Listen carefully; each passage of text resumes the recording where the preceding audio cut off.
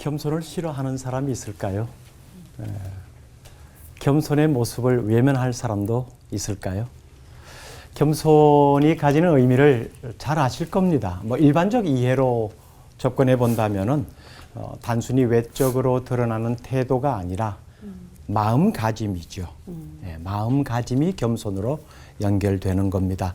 근데 성경은 그 일반적 의미의 겸손보다 훨씬 더 깊은 내용을 말하고 있습니다.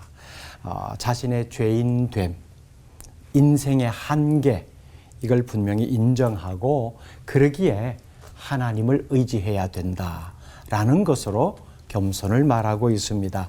그 중에 한 예를 세리의 기도를 통해서 성경은 말하고 있습니다. 하늘을 감히 쳐다보지도 못하고 가슴을 쥐어 뜯으면서 나는 죄인입니다 라고 하는, 사실 이게 그냥 언어적 표현에 나는 죄인입니다 라기보다는 마음의 상태죠. 이 정도밖에 안 되는 사람입니다 라는 것을 사람들 앞에서가 아니라 하나님 앞에서 그렇게 고백하고 있다는 겁니다. 그런 면에서 보면은 겸손이라고 하는 것은 성경 전체를 통해서 하나님의 백성들에게 요구되는 가장 큰 신앙의 덕목이 아닌가라고도 여겨집니다. 근데 사실 이 겸손이 오늘날에는 굉장히 좋은 의미로 많이 이해되고 있지만은 예수님 당시에는 그렇지 않았어요. 유약하고 사람들에게 멸시당하고 약해 보이는, 좀 어리석어 보이는, 그래서 사람들은 가급적이면은 겸손해 보이지 않으려고 하는 이런 모습이 일반화되어 있는 상황 속에서 예수님은 그 반대의 모습을 보이셨단 말이에요. 근데 그 부정적인 모습의 겸손을 예수님은 겸손의 참된 모습은 이런 것이다 라고 친히 보여주셨습니다. 그렇게 외적으로 예수님께서 보여주신 그 겸손의 모습이 섬김을 통해서 나타났지요. 그런 면에서 본다면은 예수님을 따르는 그리스도인이라면은 당연히 겸손해야 되는 겁니다. 그런데 아직도 여전히 겸손은 현실적으로 제대로 인정을 받지 못하고 있습니다. 겸손해지려고 하는 마음은 가지는데 겸손해지면은 왠지 손해보는 것 같고 왠지 무시당하는 것 같고, 그래서 가급적이면은 겸손한 척은 할 수 있지만은 실제로 겸손은 나와 맞지 않는다라고도 생각하기도 합니다. 힘이 우위인 세상에서 이 겸손을 지키는 것은 그리스도인들에게도 결코 쉽지 않습니다. 그렇지만 성경은 결코 겸손을 가볍게 여기지 않고 있습니다. 그러므로 우리 그리스도인들에게 여전히 힘든 세상에서 겸손은 포기할 수 없는 신앙의 덕목으로 자리매김되어져 있습니다. 이런 이야기가 있어요. 옛날에 지구상에 메가케로스라고 하는 이 학명을 가진 거대한 뿔을 가진 짐승이 있었다고 합니다. 그런데 이 사슴들이 얼마 지나지 않아서 지구상에서 멸종하고 말았대요. 그 원인은 거대한 화려한 이 뿔이 굉장한 자랑거리였지만은 이게 나뭇가지에 걸려서 적의 공격을 받으면 도망가지도 못하고 무게에 눌려서 아예 걸음의 속도도 느리고 그러다가 점점 도태되어져 갔다고 합니다. 분명히 뿔은 자랑거리입니다. 분명히 자부심으로 드러낼 수 있는 것입니다. 근데 그게 발목을 잡았던 거죠. 하나님이 싫어하시는 것 중에 많은 것이 있습니다만은 겸손과 결부시켜보면 교만을 들 수가 있습니다. 그래서 성경은 하나님은 교만한 자를 물리치시고 대적하신다고 말하고 있습니다. 교만이라고 하는 것, 그러니까 내가 중심에 있다는 것이거든요. 그래서 그냥 흔히 쉽게 하는 말로 오늘도 지구는 나를 중심으로 돈다. 그렇게 돌아야 당연하다.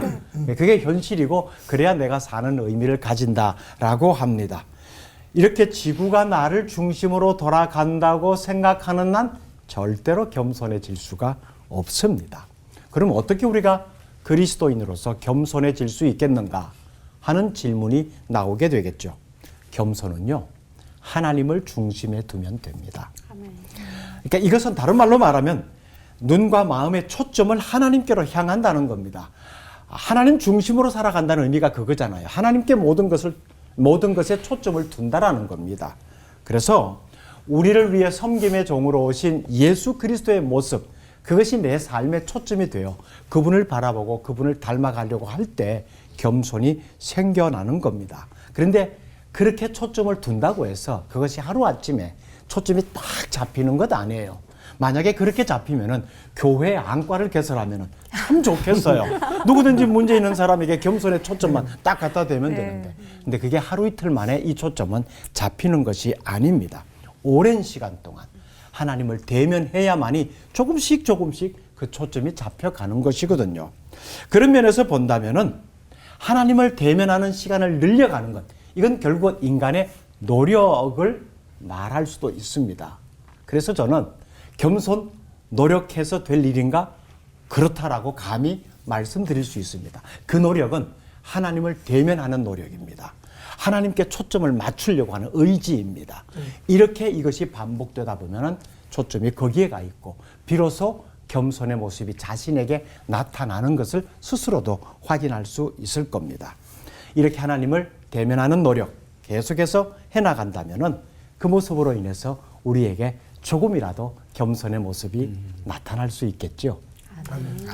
그렇게 하신 하나님, 세상은 겸손한 자를 우습게 봅니다. 그래서 우리도 우습게 보이지 않으려고 겸손이 좋은 것인 줄 알지만은 자꾸 외면하게 됩니다. 다시 한번 주님께서 우리에게 보여주셨던 그 겸손의 모습을 닮아가게 하옵소서. 아멘. 예수님 이름으로 기도합니다. 아멘. 아멘. 근본부터가 나 잘났어 과거든요. 네, 뭐 저뿐만 아니라 우리 모두가 그런 것 같은데 그런 중에도 가만 보면 겸손해 보이는 교만이 있고 교만해 보이는 겸손이 있더라고요. 그래서 우리 리종빈 목사님 어떤 차이가 있다고 보시는지 이것도 우리가 가진 그 죄성에서 비롯된 건가요? 근데 가만히 있으면은 겸손하다 그랬죠. 대답이 참 어렵네요. 개인적으로 가지고 있는 생각인데 사실 간증이라고 하는 게 참 도전이 되고 또 하나님의 이름을 높이는 내용이 될 수 있잖아요.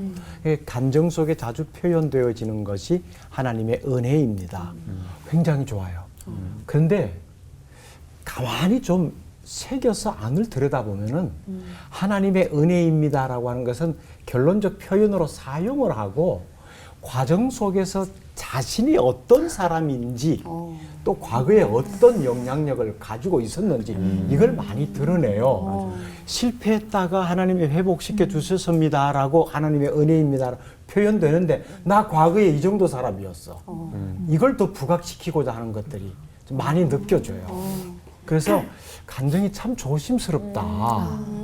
뭐 세리인 분은 자신이 얼마나 유능하다는 걸 드러낼 거리가 없겠어요? 그런데 그가 하나님 앞에 딱 섰을 때 죄인입니다. 불쌍히 여겨 주십시오. 이것밖에 없었거든요. 근데 내가 예전에 뭐 이 정도로 했고 저 정도로 했고 그런 거 아무것도 없어요. 근데 세리가 간증했더라면은 나 그 정도 영향력을 가지고 세관에 앉아서 사람들을 호령하고 했어. 다 얘기하고 난 다음에 하나님의 은혜입니다 라고 또 마무리 지을 수 있어요. 그럼 사람들은 하나님의 은혜에 초점이 가 있는 것이 아니라 저 사람이 저 정도 사람이었구나. 와 대단하다. 여기에 가버린단 말이에요. 이거는 겸손을 가장한 겸손한 것처럼 보이지만 사실은 거기에 굉장한 교만이 들어있다. 저는 그렇게도 보고 싶습니다. 그러면 굉장히 좀 위험한 거죠. 죄성과 연결될 수도 있겠죠.